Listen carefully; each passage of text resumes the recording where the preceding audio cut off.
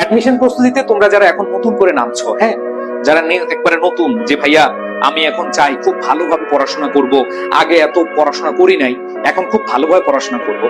দেখো, তোমার প্রথম দিকে তুমি খুবই খুবই উইক থাকবা। প্রথম দিকে তুমি যা পড়বা মনে হবে যে ইস এত কঠিন, পারতেছি না, কষ্ট হবে, অনেক বেশি কষ্ট হবে। দেখা যাচ্ছে অনেকে 100-র মধ্যে পেয়ে যাচ্ছে 80-70 পেয়ে যাচ্ছে, তুমি পাচ্ছ 30-35-40 এরকম হতে পারে। ধরো তোমার কোনো ফ্রেন্ড যে কিনা আগে থেকে খুব সিরিয়াস ছিল, যে কিনা স্কুল কলেজে অনেক ভালো পড়াশোনা করেছিল, সে কি করলো, সে হচ্ছে 100-র মধ্যে 80-70 পাচ্ছে, আর তুমি 100-র মধ্যে ধরো তুমি এখন 30-35, হ্যাঁ এরকম পাচ্ছ, 40 পাচ্ছ। তুমি একবারে প্রথম প্রিলিমিনারি স্টেজে আছো, তুমি উইক, সব জায়গায় উইক। আর তুমি এই উইকনেসটাকে, ধরো তুমি আজকে প্র্যাকটিস করতে যাচ্ছ কোন একটা টপিকের কোশ্চেন, সেখানে তুমি 50টা কোশ্চেনের মধ্যে তুমি হচ্ছে 25টা পারছো, এনাফ, তোমার অনেক ইমপ্রুভমেন্ট হচ্ছে।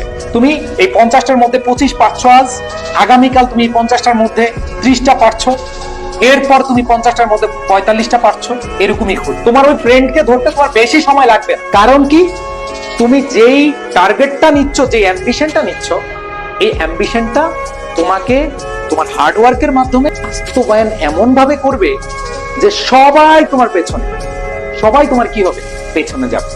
সো ভাইয়া, এই মুহূর্তটা, এই সময়টাকে তুমি ধরে নাও যে তুমি উইক আছো, তুমি এই উইক পয়েন্ট থেকে তুমি আস্তে আস্তে স্ট্রং পয়েন্টে কিভাবে যাবা সেটা আগেই মাথায় সেট করে নাও। এখন অনেকে বলবে ভাইয়া কিভাবে যাব, একটাই বললাম ভাইয়া তোমাদেরকে, বলছিলাম আমি যে তোমাদের সময়কে মূল্যায়ন করতে হবে, ধৈর্য ধরতে হবে, ধৈর্য ধরে পরিশ্রম করে যাও, পরিশ্রম করে যাও, 100% তুমি সফল হবে। বাট তুমি যদি এখনই, আমি আজকে একটু আগে দেখলাম ভাইয়া হতাশ, রাব্বি খান কমেন্ট করেছে, আমি দেখেছি বাট আমি আনসার করি না, কারণ এই যে তোমাদের প্রায় 2 ঘন্টা সলভ ক্লাস নিলাম, এখানে যদি আমি কমেন্ট বেশি পড়ি তাহলে প্রবলেম হয়, তোমাদেরই প্রবলেম। তো রাব্বি খানের বিষয়টা দেখলাম, সে এখনই মাত্র শুরু করেছে, মাত্র সে স্টার্ট করেছে তার জার্নিটা। এই সময়টা যদি তুমি ভালোভাবে অ্যাপ্লাই করো, রাব্বি তোমাকে বলছি, প্রত্যেকটা স্টুডেন্ট এক একজন রাব্বি, তোমাদের প্রত্যেকের সামনে হতাশা আসবে 100%। তো এই সময়টাকে মূল্যায়ন করো এবং ধৈর্য নিয়ে, অনেক ধৈর্য ধরতে হবে, কষ্ট করে বসে থাকতে হবে। এখন কম পাচ্ছ, কোনো প্রবলেম নাই, তোমার কালকে পরীক্ষা না, পরশু পরীক্ষা না, তোমার সামনে এখনো অনেক সময় আছে, নিজেকে প্রিপেয়ার করার জন্য অনেক সময় আছে। এই ভর্তি যুদ্ধটা ভাই এমনই, অনেকে বলবে যে ভাইয়া আমি আর পারছি না, থেমে যাই। কেউ একটা কটু কথা বলেছে, কেউ বলছে তুমি এটা বুঝো না, হ্যাঁ ভাই আমি বুঝি না, আমি বুঝে নেবো, তোমার চেয়ে বেশি বুঝে নিব। আমি আজকে সিম্পল কমপ্লেক্স কম্পাউন্ড চিনি না, আমি তোমাকে সিম্পল কমপ্লেক্স কম্পাউন্ড না, এই গ্রামার যত আছে সবকিছু তোমার চেয়ে বেশি বুঝবো।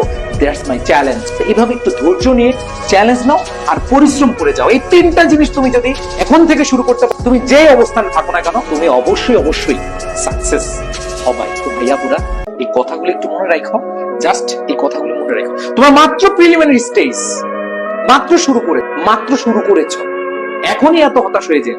সময়, ধৈর্য, পরিশ্রম, এই 3টা যদি তুমি ইউটিলাইজ করতে পারো, এই 3টাকে যদি একবার বেস্ট করতে চাও, বেস্ট করতে পারো, তোমাকে অবশ্যই ইনশাআল্লাহ এটা মাথায় রাখবে।